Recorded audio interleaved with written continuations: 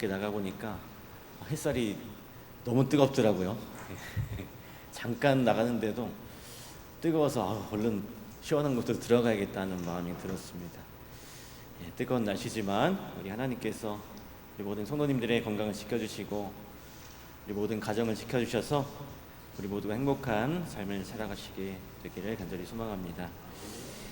오늘 나눌 하나님의 말씀은 우리의 깊은 상처를 만지시는 예수님에 대해서 함께 은혜를 나누고자 합니다. 우리 마가복음 1장 40절로 45절까지 있는 말씀을 함께 보시도록 하겠습니다. 마가복음 1장 40절부터 45절까지 있는 말씀입니다. 제가 봉독하도록 하겠습니다. 한 나병 환자가 예수께 와서 꿇어 엎드려 간구하여 이르되 원하시면 저를 깨끗하게 하실 수 있나이다. 예수께서 불쌍히 여기사 손을 내밀어 그에게 대시며 이르시되 내가 원하노니 깨끗함을 받으라 하시니 곧 나병이 그 사람에게서 떠나가고 깨끗하여진지라. 곧 보내시며 엄히 경고하사 이르시되 삼가 아무에게 아무 말도 하지 말고 가서 내 몸을 제사장에게 보이고 네가 깨끗하게 되었으니 모세가 명한 것을 들여 그들에게 입증하라 하셨더라. 그러나 그 사람이 나가서 이 일을 많이 전파하여 널리 퍼지게 하니 그러므로 예수께서 다시는 드러나게 동네에 들어가지 못하시고 오직 바깥 한적한 곳에 계셨으나 사방에서 사람들이 그에게로 나아오더라. 오늘 본문의 말씀에는 참으로 안타깝고 비참한 처지에 놓여 있는 한 나병 환자가 등장하고 있습니다.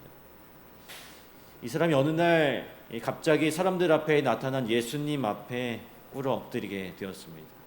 우리가 잘 알고 있듯이 이 사람은 이 나병에 걸린 사람이었죠. 오늘날로 한센병이라고 하는 그런 질환입니다. 1873년에 노르웨이의 의사인 아우구스트 한센이라고 하는 사람이 이제 나균을 발견하면서 현대의학에서 그 정체가 명확하게 밝혀진 그런 감염병입니다. 이 나균이 이제 체내의 말초신경을 서서히 파괴하기 때문에 살이 썩고 떨어져 나가도 통증을 느끼지 못하는 그런 무서운 질병이었습니다. 다행히 오늘날에는 이 치료제가 개발되어서 몇 달 동안 약을 복용하면 이 균이 박멸되어서 완치가 된다라고 합니다. 그런데 2000년 전에 이 성경시대 때는 전혀 상황이 달랐죠. 그 당시에 이제 나병이 걸렸다고 하는 것은 단순히 이 몸이 아픈 질병의 문제가 아니라 사회적으로나 종교적으로나 완전한 단절, 이 사형 선고나 마찬가지였기 때문입니다. 그래서 1세기에 유명한 역사가인 요세푸스가 그 당시에 나병 환자의 그 처지를 기록하면서 마치 죽은 자처럼 모든 정상적인 인간관계와 삶에서 완전히 배제된 존재라고 증언하고 있습니다. 살아있지만 산 사람 취급받지 못하는 살아있는 시체와 같은 그런 존재였습니다.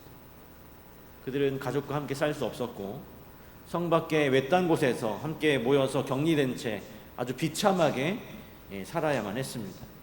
만약 이 나병 환자가 그 규정된 거리를 어기고 일반인에게 다가오면 돌을 던져서 쫓아낼 수 있었어요. 법적으로. 그것이 허용되었습니다. 그리고 더욱 가슴 아픈 것은 레위기 13장에 기록된 엄격한 율법 규정이었어요.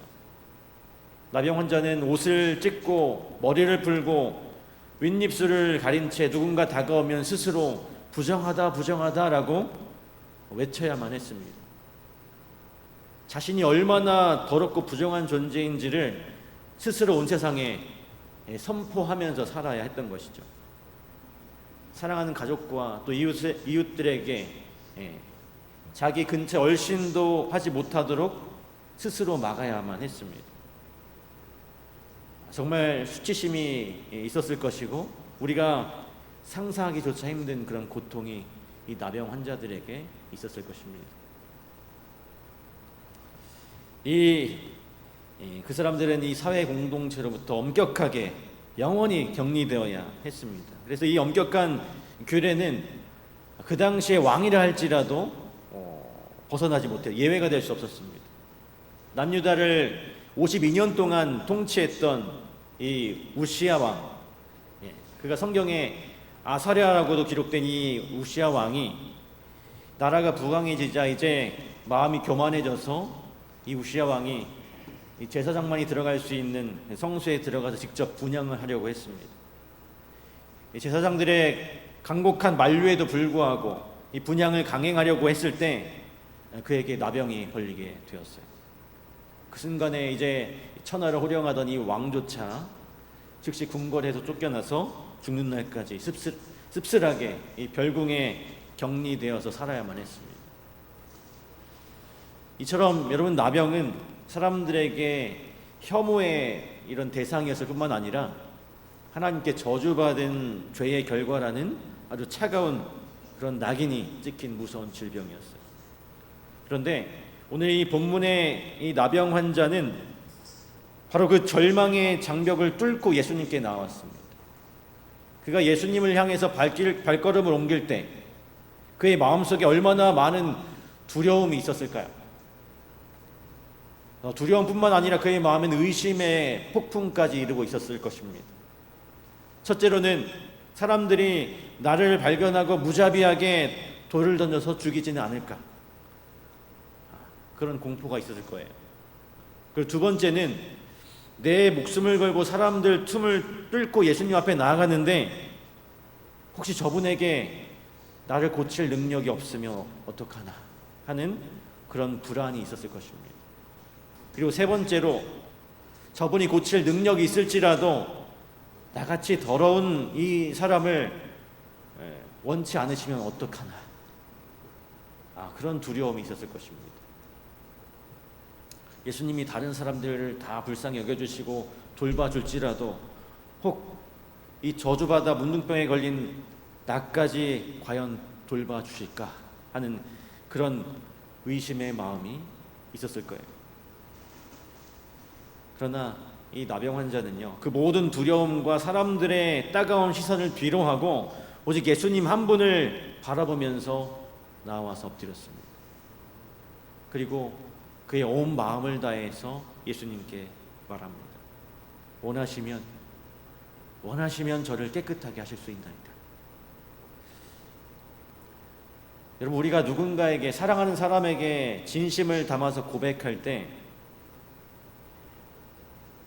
용감하게 그것을 잘 말할 수 있습니까? 아니면 떨립니까? 떨리죠. 왜 떨릴까요? 안 받아줄까 봐. 맞아요. 상대방도 나를 원할지 원하지 않을지 확신할 수 없기 때문에. 만약 상대방이 나를 100% 받아주고 사랑할 것이라는 확신이 있다면 그 사랑 고백이 결코 두렵거나 떨리지 않을 겁니다. 망설여지지 않을 거예요. 그러나 상대방의 마음을 알지 못하기 때문에 우리는 거절당할까 봐 두려워하는 것이죠. 이 나병 환자의 마음도 마찬가지였습니다. 나는 너무나 이 병에서 벗어나고 싶고 낫고 싶은데 과연 예수님께서 나를 고쳐주실 마음이 있으실까? 그런데 이 나병 환자가 원하시면 저를 깨끗하게 하실 수 있나이다 라고 예수님 앞에 부르짖었을 때 예수님께서는 단 1초도 망설이지 않으시고 대답하셨어요. 내가 원하노니 깨끗함을 받으라. 예수님께서는 이미 그가 나음을 얻고 온전해지기를 간절히 원하고 계셨습니다. 그 회복을 바라는 예수님의 그 원하는 그 마음이 환자 자신의 그 원함보다 훨씬 더 크고 깊었던 것입니다. 시대의 서망에서 짧은 구절인데요, 그분의 도움을 구한 자 중에 단 한 사람도 그냥 빈손으로 돌아간 자는 없었다라고 이야기하고 있습니다. 주님의 발 앞에 엎드려서 자비를 구하는 자는 누구든지 결코 거절당하지 않는다는 엄숙한 약속이에요. 우리가 연약함과 죄의 짐을 짊어지고 주님 앞에 나아갈 때 이 사단은 끊임없이 우리의 귓가에 자격에 대해서 거짓말을 속삭입니다. 네가 지은 죄를 봐라. 네가 남에게 준 상처를 봐라. 네가 무슨 자격으로 감히 용서받고자 기도하느냐. 그러나 우리가 하나님 앞에 흠없이 서서 나 이제 기도할 자격을 완벽히 갖췄습니다라고 당당히 말할 수 있는 날이 과연 우리에게 올 수 있을까요? 그런 날은 우리의 평생에 결코 오지 않습니다. 우리가 자격이 있어서 주님 앞에 나아가는 것이 아니에요. 자격이 없고 연약하기 때문에 주님의 긍휼과 십자가의 은혜가 필요한 것입니다. 예수님께서는 우리가 부족한 모습 그대로 주님의 그 발 앞에 나오기를 간절히 기다리고 계십니다. 팩트풀니스라고 하는 책을 보면 인류의 이 물질적 생존 조건이 지난 200년 동안 얼마나 놀랍게 개선되었는지를 보여주고 있습니다. 1800년대에는 전 세계 인구의 85%가 극빈층이었대요. 그런데 오늘날에는 몇 퍼센트일까요? 극빈층이 9%로 줄었답니다.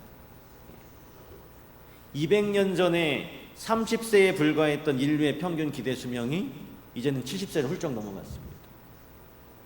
하지만 이렇게 육체적이고 물질적인 그 환경이 이토록 풍요로워졌음에도 불구하고 현대인들의 그 마음과 영혼은 과거의 어느 때보다 심각한 질병을 앓고 있다는 사실입니다.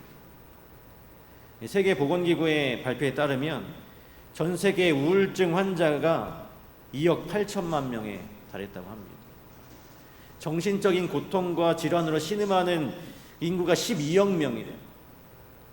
우리나라 역시 최근에 우울증 환자가 급증하고 있다고 합니다. 미국의 의무총감이었던 이 비백 머시 박사가 그의 책에서 만성적인 외로움과 고립감이 인체에 미치는 그 영향에 대해서 이렇게 말했습니다. 하루에 담배 15개비를 피우는 것만큼이나 치명적이라고 경고했어요. 외로움과 고립감이 인체에 미치는 영향입니다.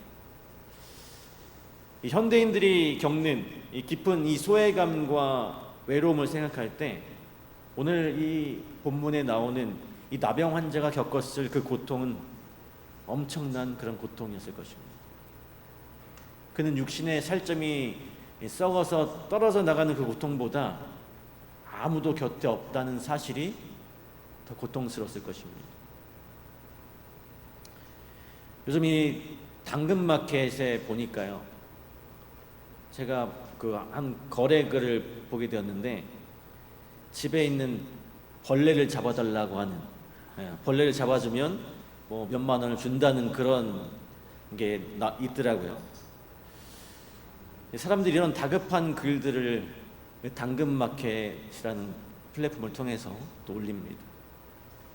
이 사람들이 징그럽고 이렇게 더러운 벌레 한 마리도 손에 닿는 것을 극도로 혐오하죠. 물론 그 벌레에 대한 두려움도 있을 것입니다. 그런데요, 여러분, 당시에 이 나병 환자는요, 사람들에게 이 벌레만도 못한 취급을 받으면서 살았습니다. 부모님의 따뜻한 손길도 느낄 수 없었고 자녀의 살가운 온기도 느낄 수 없었습니다. 그가 나병이 발병한 이후로는 어떤 따뜻한 손길을 느낄 수가 없었어요. 그의 인생에는 어떠한 따뜻한 포옹도 없었고 다정한 악수도 없었습니다. 완전히 그러한 것들이 지워져 있는 삶이었어요. 시대의 소망에 보니까 이 나병 환자가 예수님께 다가갈 때의 그 광경을 이렇게 묘사하고 있습니다. 그를 보자, 이 나병 환자를 보자 사람들은 무서워서 뒤로 물러섰다. 그들은 그와의 접촉을 피하기 위하여 길을 쓰고 서로를 밀쳐냈다. 모든 사람들이 기겁하며 도망치고 자신을 경멸의 눈으로 바라보고 밀쳐낼 때 그 나병 환자의 마음이 어땠을까요? 얼마나 처절하게 무너져 내렸을까요? 그런데 바로 그 순간에 우리 예수님께서 행하신 그 놀라운 행동을 성경이 이렇게 기록하고 있습니다. 예수께서 불쌍히 여기사 손을 내밀어 그에게 대시며 이르시되 내가 원하노니 깨끗함을 받으라. 예수님께서 그냥 그에게 손을 대지 않으시고 멀리서 말씀만으로도 그를 고치실 수 있으셨습니다. 왜냐하면 그 당시에 예수님께서 말씀으로 병을 고치신 적이 있거든요. 백부장의 그 하인을 고치실 때처럼, 왕의 신하의 아들을 고치실 때처럼 그냥 말씀만 하셔도 이 나병 환자가 나음을 입었을 것입니다. 그런데 주님께서는 굳이 손을 뻗으셔서 그 더럽고 냄새나는 그 나병 환자의 환부에 손을 직접 대셨어요. 세상의 모든 사람들이 혐오하며 피하던 그 부정한 몸에 하늘과 땅을 창조하신 그 창조주의 따스한 손길이 닿는 순간이었습니다. 수십 년간 사람의 체온이라고는 느껴보지 못했던 그의 얼어붙은 영혼이 순식간에 녹아내려진 것입니다. 예수님의 그 따뜻한 손길은요, 그에게 육체적 치료를 넘어서 정말로 몸과 마음의 온전한 치료였던 것입니다. 너는 세상이 버린 부정한 그 죄인이 아니라 내가 목숨 바쳐 사랑하는 소중한 존재이다. 주님께서는 그 따스한 손길로 그 마음에 상처가 가득한 그의 존재 전체를 품어 안으셨던 것입니다. 이렇게 예수님의 지상생의 봉사는 언제나 편견과 장벽을 허무는 그러한 사랑의 여정이었습니다. 유대인 남자들이 상종조차 하지 않았던 그 수가성의 사마리아 여인에게 먼저 찾아가셔서 말씀을 건네셨던 것처럼, 또 세상에서 손가락질 받던 그 세리와 죄인들의 집에 들어가서 함께 음식을 나누셨던 그 모습에서 우리가 알 수 있듯이 예수님의 그 이 세상, 이 땅에서의 모든 여정은 편견과 장벽을 허물어버리는 그런 사랑의 여정이었어요. 이 탈무드에 보면 당시 스승과 제자의 관계에 대해서 기록하면서 제자는 종이 하는 모든 수고를 감당해야 하지만 스승의 신발끈을 푸는 일만큼은 면제된다라고 했습니다. 남의 신발끈을 풀고 먼지 묻은 발을 씻기는 것은 이방인 노예 중에서도 가장 천한 자가 하는 일이었습니다. 그런데 예수님께서는 허리에 수건을 두르시고 친히 제자들의 그 더러운 발을 씻기셨습니다. 이렇게 예수님은 우리의 연약함이나 비천함을 결코 부끄러워하지 않으시는 분이었어요. 세상이 외면하고 버린 가장 낮은 자리까지 친히 내려가셔서 우리의 그 더러운 상처를 닦아내시고 새로운 생명을 불어넣어 주시는 분이 바로 우리 예수님이라는 사실입니다. 스웨덴의 심리학자인 올라 스벤슨이 흥미로운 심리 실험을 했습니다. 수많은 운전자들에게 당신의 그 운전 실력은 전체 중 상위 몇 %입니까? 라고 질문을 했습니다. 얼마나 많은 사람들이 자기의 운전 실력이 평균 이상으로 잘한다고 대답했을까요? 50%? 90%? 93%가 평균 이상이라고 답했다라고 하는 것입니다. 또 교수님들에게 물었대요. 자신이 가르치는 그 교수의 능력이 다른 동료 교수에 비해서 얼마나 탁월한가에 대해서 물었다고 해요. 교수님들은 얼마나 또 자기가 잘한다고 대답했을까요? 90%, 95%, 94%가 그렇게 대답했다고 합니다. 사람이 이렇게 누구나 자신을 실제보다 더 의롭고 우월하게 평가하는 이 본능적인 착각 속에 살아갑니다. 우리가 성경을 읽을 때마다 나병 환자를 정죄하던 바리새인들을 비판하죠. 하지만 정작 내 마음속을 정직하게 들여다보면 나 또한 그 바리새인이나 군중들의 자리에 서서 남을 판단하고 있었던 모습이 떠오르게 되는 것입니다. 나에게 손해를 끼치거나 성격이 모난 이웃을 만났을 때 그 사람의 영혼을 불쌍히 여기면서 회복을 위해 무릎 꿇고 기도하기보다는 짜증을 내고 마음속으로 밀쳐내고 돌을 던지는 우리의 자신을 보게 되는 거죠. 예수님의 그 원하시는 마음은, 예수님의 원함은 우리가 주님께 치유받는 것에서 끝나지 않습니다. 우리가 먼저 주님의 그 무조건적인 사랑을 가슴 깊이 체험하고 이제는 그 사랑의 손길을 품고 세상에 상처받은 이웃들에게 나아가는 것까지 하나님께서는 바라고 계십니다. 우리의 삶 속에 이 따뜻한 위로와 동정으로 나타나는 참된 그 사랑을 주님께서는 바라고 계시다는 사실이에요. 그런데 오늘 이 본문의 마지막 44절과 45절을 보면 어떻게 보면 참 안타까운 장면이 이어지고 있습니다. 예수님께서는 고침을 받은 환자에게 아무에게도 이 일을 말하지 말라고 엄히 당부하셨어요. 그런데 그는 경솔하게 나가서 사방에 소문을 내면서 예수님의 그 공중 사역에 큰 지장을 초래하고 있습니다. 예수님께서 마을로 들어가지 못하시고 변두리로 가셔야만 했어요. 주님의 크신 은혜로 구원을 받았음에도 불구하고 여전히 자기 생각과 고집대로 행동하면서 주님의 마음에 근심을 안겨드리는 연약한 모습인 것이죠.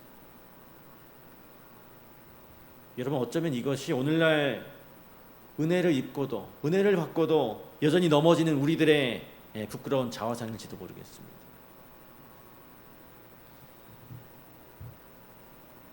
그러나 여러분, 이 나병 환자가 나가서 예수님께서 말하지 말라고 하셨음에도 불구하고 말했을 때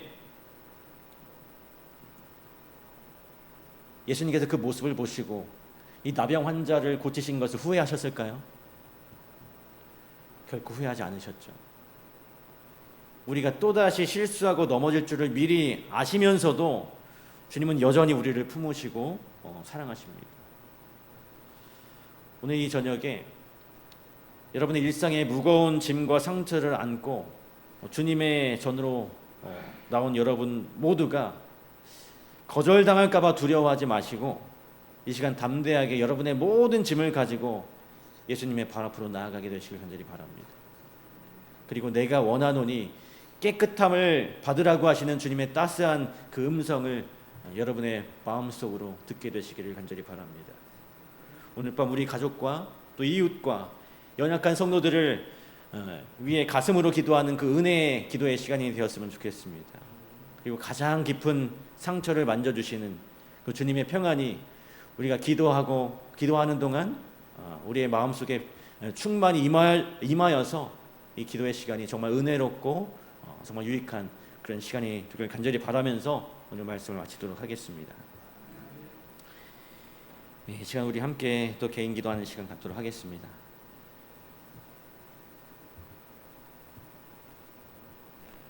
오늘 기도 제목은 우리 말씀을 생각하시면서 상처와 외로움으로 지친 마음에 친히 손을 대시는 주님의 따스한